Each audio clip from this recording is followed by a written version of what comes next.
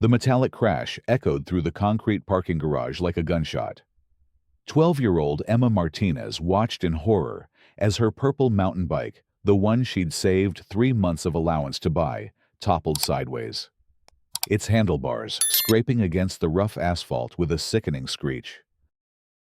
There, the woman standing over the fallen bicycle dusted off her manicured hands with satisfaction. That's what happens when people don't respect reserved parking.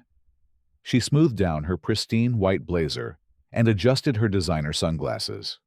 Despite being in the underground garage of Willowbrook condominiums, my son deserves this spot more than some fat little girl on a bike. Emma's face burned with shame and anger. She wasn't fat, she was stocky, built like her father who played college football, but the woman's words cut deep into the insecurities every middle schooler carried. Her hands trembled as she reached for her bike's handlebars, trying to assess the damage. The front wheel was bent, and the chain had slipped off the gears. "I wasn't even in a parking spot," Emma whispered, her voice barely audible. "I was just getting my lock." The woman later. Everyone would know her as Karen Pemberton from Unit 4B clicked her tongue disapprovingly. "Don't lie to me, young lady. I saw exactly what you were doing, trying to save this spot for your parents. Weren't you? Well, I have news for you. My husband is Dr. Richard Pemberton, and we pay more in monthly dues than your family probably makes in a year." 20 minutes earlier, Emma had been having the kind of ordinary Tuesday afternoon that made life feel predictable and safe. She'd ridden her bike home from Willowbrook Middle School, backpack heavy with algebra homework and a history project on the Civil War. The autumn air was crisp, but not cold, perfect for biking, and she'd taken the long way home through the neighborhood streets she'd grown up on. Her family had lived in Willowbrook condominiums for 8 years, ever since her father Miguel had gotten his promotion at the automotive parts company, and her mother Rosa had started working as a bilingual aide at the elementary school. It wasn't fancy, but it was theirs. Emma knew every crack in the sidewalk, every resident's morning routine, every hiding spot in the complex's small playground. The underground parking garage was dimly lit by fluorescent bulbs that hummed constantly and flickered at irregular intervals. Emma had chained her bike to the designated rack near the elevator. Same as always. She'd been digging through her backpack for her house key when she heard the sharp click of high heels approaching on concrete. Now, as Emma struggled to lift her damaged bike, those same heels clicked impatiently. Karen Pemberton tapped her foot and checked her Apple Watch with theatrical exaggeration. "My son Jeremy will be here any minute to pick up his car," Karen announced. "He's a sophomore at Northwestern, studying business. Very important young man with places to be. I'm not going to let some—" She paused, looking Emma up and down with obvious disdain. "Some person on a children's toy block his access." Emma's throat closed up. She wanted to explain that she lived here, that her bike belonged in the rack, that she had every right to use the garage. But the words wouldn't come. Instead, tears began to blur her vision as she tried to straighten her bike's bent wheel. "Crying won't fix your little bike," Karen said coldly. "Maybe next time you'll think twice before you park where you don't belong." What neither of them noticed was James Chen from Unit 2A, who had been returning from his evening jog. James worked as a software developer and had recently installed a security camera app on his phone that he'd been testing. When he heard the commotion, he'd instinctively started recording, initially thinking he might capture evidence of a car break-in. Instead, his phone captured every word of Karen's verbal assault and every detail of Emma's quiet humiliation. Emma finally managed to push her bike toward the elevator, the bent wheel making terrible grinding noises with each rotation. Her backpack felt heavier than ever, and she could feel Karen's eyes following her every movement. "And don't think I won't be reporting this to the Homeowners Association," Karen called after her. Children riding bicycles in the garage are a safety hazard. I'll make sure that's addressed. The elevator seemed to take forever to arrive. When the doors finally opened, Emma practically fell inside, pulling her damaged bike with her. As the doors closed, she caught a glimpse of Karen standing smugly beside a white BMW SUV, keys dangling from her fingers like a trophy. Emma's apartment was on the third floor, a cozy two-bedroom space that smelled like her mother's homemade empanadas and her father's aftershave. Her parents wouldn't be home for another hour. Miguel was working late at the warehouse, and Rosa was at a parent-teacher conference. Emma dragged her bike into the narrow hallway and leaned it against the wall, where its mechanical wheezing seemed to echo her own labored breathing. She slumped onto her bed and stared at the ceiling, replaying every moment of the encounter. Karen's words, "fat little girl," echoed in her mind like a cruel song. Emma had been proud of her bike, proud of saving up for it, proud of being independent enough to ride to school and back. Now it felt like another thing that marked her as different, as not belonging. Meanwhile, 3 floors below, James Chen was reviewing the video he'd accidentally recorded. What he saw made his stomach turn.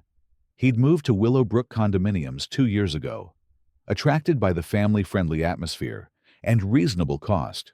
He'd never witnessed anything like this before, not in their community. James knew he had to do something, but he wasn't sure what. He'd seen Emma around the complex before, always polite and quiet, usually riding her bike or walking with her parents. She seemed like a good kid. The woman in the video, however, was someone he didn't recognize, though he'd heard rumors about new residents in the luxury units who thought they were better than everyone else. He decided to sleep on it, but sleep didn't come easily. Every time he closed his eyes, he saw Emma's face crumpling as her bike hit the ground. The next morning brought no relief for Emma. Her bike, which her father had tried to repair with limited success, still rode with a wobble that made her feel conspicuous. Worse, she kept expecting to run into Karen again, kept looking over her shoulder in the parking garage and the elevator. At school, Emma found it difficult to concentrate. During lunch, her best friend Maya noticed her picking at her sandwich without eating. "What's wrong with you today?" Maya asked, concern creasing her brow. "You look like someone stole your puppy." Emma wanted to tell her about the incident, but shame held her tongue. How could she explain that a grown woman had called her fat and knocked over her bike? How could she make Maya understand the helplessness she'd felt, the way her voice had abandoned her when she needed it most? "Just tired," Emma mumbled, forcing herself to take a bite of sandwich. But Maya knew her too well. "Did something happen? You've been weird since yesterday." Before Emma could deflect again, her phone buzzed with a text from her father. "Mija, can you come straight home after school? We need to talk about something." Emma's heart sank. Somehow, her parents had found out about the incident. Maybe Karen had made good on her threat to report her to the homeowners association. The rest of the school day dragged by in a haze of anxiety. Emma barely heard her teachers, barely registered her classmates. All she could think about was facing her parents' disappointment, having to explain why she'd gotten in trouble, why she hadn't stood up for herself. When she finally arrived home, she found both parents waiting in the living room. Her father's face was stern, and her mother looked worried. But there was something else in their expressions, something that looked like anger, but not directed at her. "Emma, honey," Rosa said, patting the couch beside her. "Come sit down. We need to talk about what happened yesterday." Emma's stomach dropped. "I'm sorry," she said quickly. "I didn't do anything wrong. I promise. I was just getting my bike lock and—" "Emma, stop!" Miguel's voice was gentle but firm. "You're not in trouble. Someone sent us a video. Rosa pulled out her phone and showed Emma the footage James Chen had captured. Watching herself on screen was surreal and painful. Emma saw how small she looked next to Karen, how defeated she appeared as she struggled with her bike. But she also saw something else: the complete unreasonableness of Karen's behavior, the cruelty that no child should have to endure. "Why didn't you tell us?" Rosa asked, her voice thick with emotion. "Why did you suffer through this alone?" Emma finally broke down, all the emotions she'd been holding back pouring out in messy sobs. "She called me fat," she cried. "She said we don't belong here, that we don't pay enough to live here. She made me feel so small." Miguel's jaw tightened. He'd worked too hard and sacrificed too much to let anyone make his daughter feel that way. "Who is this woman? Do we know her?" Rosa was already Googling. Karen Pemberton, Unit 4B. She and her husband bought one of the luxury units last month. Dr. Richard Pemberton looks like he's a cosmetic surgeon. "I don't care if he's the Surgeon General," Miguel said. "Nobody treats my daughter like that." What the Martinez family didn't know was that the video had already begun circulating. James Chen, after a sleepless night, had decided he couldn't keep the footage to himself. He'd started by sharing it with a few trusted neighbors, hoping to get advice on how to handle the situation. But social media has a way of taking on a life of its own. By Wednesday evening, the video had been shared dozens of times within the Willowbrook Community Facebook group. Comments ranged from outraged to supportive, with many residents sharing their own negative encounters with Karen Pemberton. Sarah Williams from Unit 1C wrote, "This woman screamed at my 5-year-old for playing too loudly in the courtyard. Said children should be seen and not heard." David Park from Unit 3B added, "She complained to management about my mother's cooking smells. Said ethnic food was decreasing property values." Thread after thread revealed a pattern of behavior that painted Karen as the complex's unofficial bully. But the video of Emma and her bike was the straw that broke the camel's back.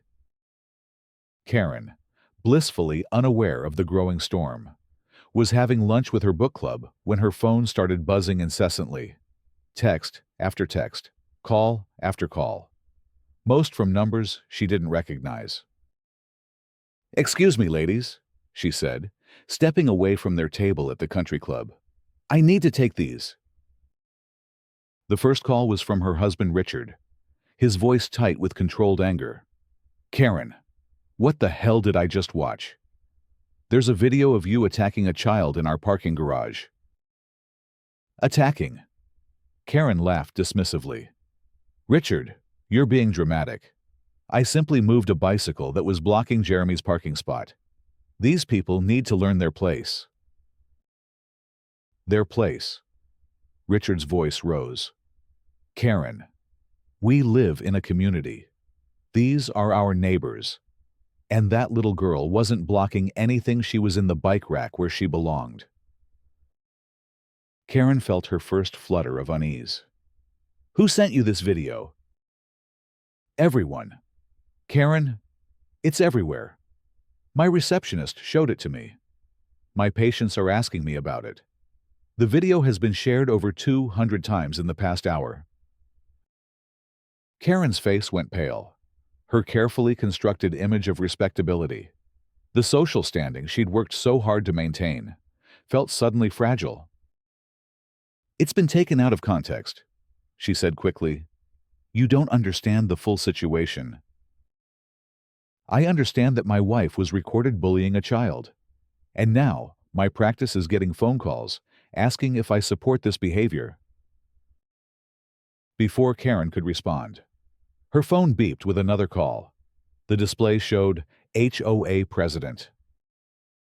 Margaret Foster had been president of the Willowbrook Homeowners Association for 6 years. She'd seen her share of neighbor disputes, noise complaints, and parking arguments. But she'd never seen anything quite like the video that had been forwarded to her emergency line. "Mrs. Pemberton," Margaret said without preamble when Karen answered. "We need to schedule an emergency meeting. I've received over 30 complaints about your behavior in the past 2 hours." "This is ridiculous," Karen sputtered. "I was protecting my family's interests. That child was using the bicycle rack as intended." Margaret interrupted. "Mrs. Pemberton, I've reviewed our community guidelines. What you did constitutes harassment of a minor resident. This is serious." Karen felt the ground shifting beneath her feet. "I want to speak to your supervisor." "I am the supervisor, Mrs. Pemberton. And right now, I'm trying to figure out how to prevent this community from being torn apart by what you did." As Thursday dawned, Emma was surprised to find her father waiting in the kitchen, dressed in his work clothes, but holding a cup of coffee instead of rushing out the door. "Aren't you going to work, Papa?" she asked, pouring cereal into a bowl. "I'm going in late today," Miguel said. "I'm walking you to school." Emma looked up in surprise. Her father never walked her to school. She'd been proudly independent about that for 2 years. "Is everything okay?" Miguel sat down across from her. "Emma, I want you to know that what happened to you in the garage was not okay. It was not your fault, and you did nothing wrong." Emma nodded, but she could see there was more. "There's going to be a meeting tonight. The Homeowners Association wants to discuss what happened. Your mother and I are going to be there." "Do I have to go?" Miguel shook his head. "No, mija. This is for the adults to handle. But we want you to know that we're fighting for you. We're making sure this never happens to you or any other kid in this building again." As they walked to school together, Miguel pointed out things Emma had never noticed before: the carefully maintained landscaping, the freshly painted building numbers, the new playground equipment. "This is our home," he said. "We belong here just as much as anyone else. Don't let anyone ever make you feel otherwise." The emergency homeowners meeting was scheduled for 7 o'clock Thursday evening in the community room. By 6:30, the small space was packed beyond capacity. Residents who hadn't attended a meeting in years showed up with folding chairs from their apartments. The air was thick with tension and the buzz of heated conversation. Margaret Foster called the meeting to order at 7 sharp, her voice cutting through the chatter. "Ladies and gentlemen, we're here to address a serious incident that occurred in our parking garage 2 days ago." Karen Pemberton sat in the front row, flanked by her husband Richard and their son Jeremy, who had driven down from Northwestern at his father's insistence. She wore a conservative navy suit and minimal makeup, clearly attempting to project an image of respectability and remorse. But the crowd wasn't having it. "She needs to apologize," shouted someone from the back. "She needs to move out," called another voice. Margaret banged her gavel. "Order, we will conduct this meeting according to proper procedures." She played the video on the community room's television, and the room fell silent, except for the audio of Karen's cruel words. When it ended, the silence stretched for several seconds before erupting into angry murmurs. "Mrs. Pemberton," Margaret said, "would you like to address the community?" Karen stood slowly, her hands trembling slightly. She'd prepared a speech, had practiced it in the mirror for hours, but facing the sea of angry faces, her carefully rehearsed words seemed to evaporate. I want to apologize," she began. "My behavior was inappropriate." "Inappropriate?" Miguel Martinez was on his feet, his voice carrying across the room. "You bullied my 12-year-old daughter. You called her fat. You destroyed her property. That's not inappropriate, that's cruel." Applause broke out across the room. Rosa Martinez, sitting beside her husband, stood up as well. "My daughter came home crying," Rosa said, her voice steady but emotional. She was afraid to ride her bike. She was afraid to go to the garage. You made a child afraid in her own home. Karen's prepared apology crumbled. You don't understand, she said desperately. I was protecting my son's interests. These parking spots are... Your son wasn't even there. James Chen stood up, holding his phone. I recorded this video. Your son was nowhere to be seen. You attacked a child who was using the bike rack exactly as it was intended. Jeremy Pemberton, a gangly 19-year-old who had been trying to disappear into his chair, suddenly spoke up. Mom, stop. Just stop talking. The room turned to look at him. Jeremy's face was red with embarrassment and anger. I've seen the video, he said, his voice cracking slightly. What you did was horrible. I never asked you to save me a parking spot. I never asked you to treat people like this. Karen stared at her son in shock. Jeremy, you don't understand. I understand perfectly, Jeremy said, standing up. You're embarrassing our family. You're embarrassing me. And that little girl didn't deserve any of this. The room erupted in surprised murmurs. Even Richard Pemberton looked stunned by his son's public rebuke of his mother. But the biggest surprise was yet to come. Margaret Foster cleared her throat and addressed the crowd. Before we discuss consequences, there's something else the board needs to address. We've received some concerning information about the Pemberton family's residency status. Karen's face went white. What do you mean? We've discovered that Dr. and Mrs. Pemberton have been in violation of our occupancy agreement for the past month. The luxury unit they're residing in was purchased as an investment property, not a primary residence. They've been subletting it without board approval. Gasps echoed through the room. Richard Pemberton stood up abruptly. That's not... We were told. Furthermore, Margaret continued, their rent payments are 3 weeks overdue. The actual owners of Unit 4B have been trying to reach them for days. The revelation hit the room like a bomb. Karen, who had spent weeks lording her perceived superiority over her neighbors, who had claimed to pay more in dues than other families made in salary, was essentially squatting in someone else's property. Sarah Williams from Unit 1C stood up, her voice dripping with irony. So, let me get this straight. You bullied a child whose family actually belongs here, while you were living here illegally. Karen's mouth opened and closed wordlessly. All her pretensions, all her claims of superiority, crumbled in an instant. David Park from Unit 3B shook his head in disgust. You made my mother feel ashamed of her cooking, her culture, when you were the one who didn't belong here. Margaret banged her gavel to restore order. The board has voted. Mrs. Pemberton, you are hereby banned from all common areas of this complex. Your family has 24 hours to vacate the premises. Security will be notified to ensure compliance. You can't do this, Karen shrieked, her composure finally completely shattered. I have rights.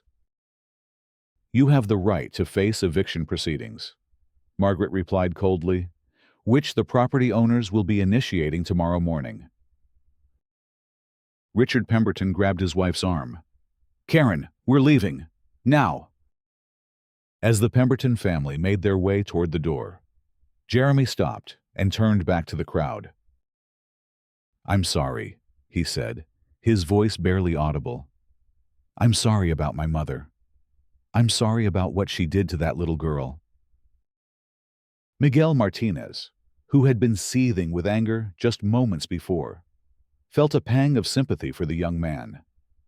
Son, he called out, you're not responsible for your mother's actions.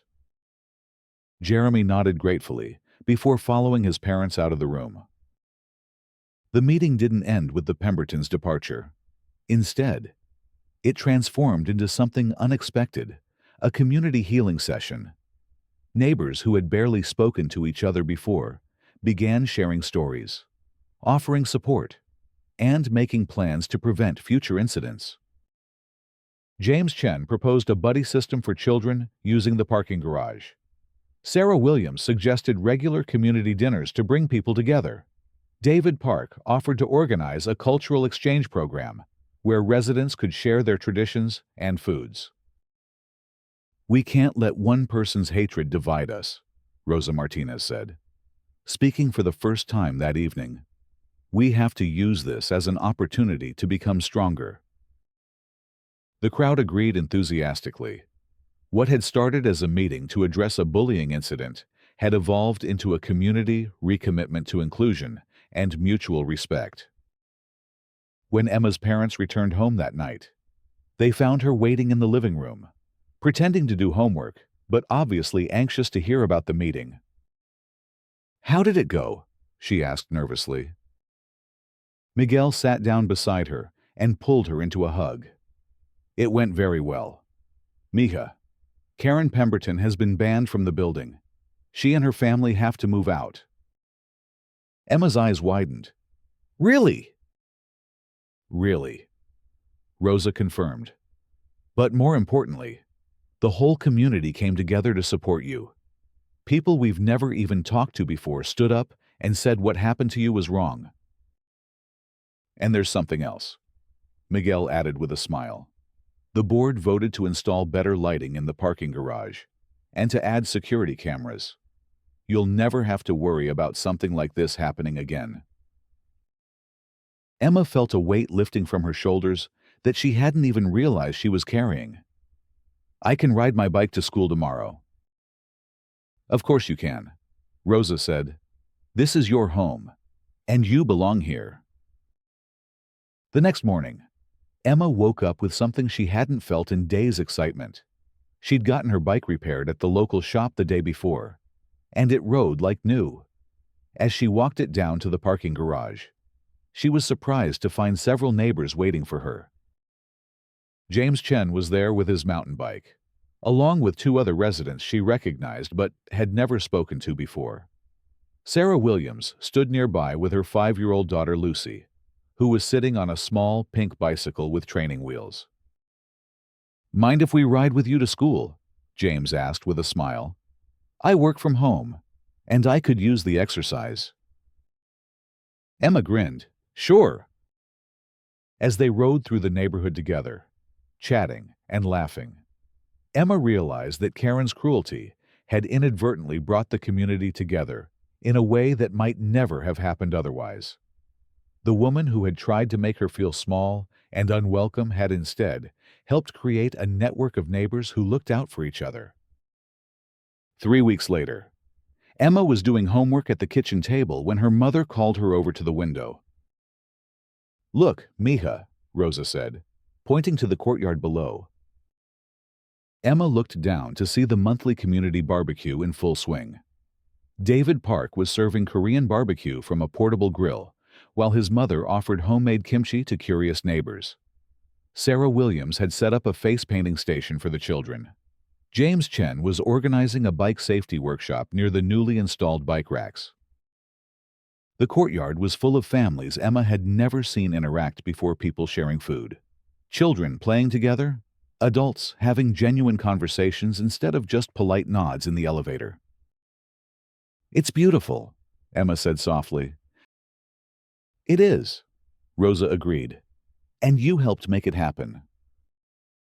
Emma looked confused. "How did I help?" "By being brave," Miguel said, joining them at the window. "By being yourself. By showing everyone what this community is really about." Emma thought about that as she watched the scene below. She hadn't felt brave when Karen knocked over her bike. She'd felt small and scared and helpless. But maybe bravery wasn't about feeling fearless. Maybe it was about continuing to live your life, continuing to believe you belonged, even when someone tried to convince you otherwise. Later that evening, as Emma was getting ready for bed, she found a card that had been slipped under their door. It was from Jeremy Pemberton, forwarded through the Homeowners Association, since he was no longer allowed on the property. Dear Emma, it read in careful handwriting. I'm sorry about what my mother did to you. It was wrong, and you didn't deserve it. I hope you know that not everyone thinks like she does. I'm working on being a better person than my mom taught me to be. I hope your bike is okay. Sincerely, Jeremy. Emma showed the card to her parents, who were touched by the young man's gesture. Can I write him back? Emma asked. Of course, Miguel said. What would you want to say? Emma thought for a moment. I want to tell him that I forgive him, and that he seems like a good person, and that, maybe someday, when he's older and has his own family, he can teach his kids to be kinder than his mom was. Rosa hugged her daughter tightly. That's a very wise thing to say. Mija. As Emma drifted off to sleep that night, she could hear the sound of neighbors talking and laughing in the courtyard below. The sound of community, of belonging, of home. Karen Pemberton had tried to make her feel like an outsider in her own building. But instead, she'd helped Emma discover just how much she belonged. The parking garage incident, as it came to be known in Willowbrook lore, had lasted only a few minutes, but its impact would ripple through the community for years to come. Children played more freely, knowing that adults would protect them. Neighbors looked out for each other with renewed purpose, and Emma Martinez rode her purple mountain bike to school every morning, secure in the knowledge that she was exactly where she belonged. 6 months later, when a new family moved into Unit 4B, a young couple with twin toddlers, Emma was among the first to welcome them. She helped carry boxes, offered to babysit, and made sure they knew about all the community activities available to them. Thank you so much, the mother said as Emma helped entertain the twins while their parents unpacked. Everyone here has been so welcoming. Emma grinned, thinking about how different things could have been if Karen Pemberton had never knocked over her bike, if the community had never been forced to confront its values, if they'd all just continued living parallel lives without really knowing each other. That's what neighbors do, Emma said simply. We look out for each other. And in that moment, surrounded by the laughter of children and the chatter of adults building genuine friendships, Emma understood that sometimes the worst moments could lead to the most beautiful outcomes. Karen's cruelty had been real and painful, but it had also been a catalyst for something better, a community that chose kindness over indifference, inclusion over exclusion, and love over fear. The purple mountain bike was still parked in the garage, but now it was surrounded by a dozen other bikes belonging to children who rode to school together every morning, watched over by adults who had learned that protecting one child meant protecting all children. And that, Emma thought as she watched the newest residents of Willowbrook condominiums settling into their new home, was exactly how a real community was supposed to work.